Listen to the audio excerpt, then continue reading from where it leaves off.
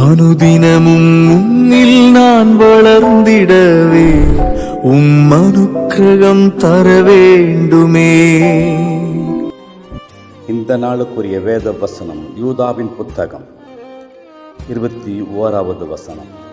தேவனுடைய அன்பிலே உங்களை காத்துக்கொண்டு நித்திய ஜீவனுக்கு ஏதுவாக நம்முடைய கர்த்தராகிய இயேசு கிறிஸ்துனுடைய இரக்கத்தை பெற காத்திருங்கள். கர்த்தருடைய பிள்ளையே, நமக்காக ஜீவனை கொடுத்து அடக்கம் பண்ணப்பட்ட கடவுள் உண்மையாகவே நம்முடைய வாழ்வை நித்திய ஜீவனுக்குள்ளாய் கொண்டு போவதற்காக அவர் தன்னை அர்ப்பணித்தார்.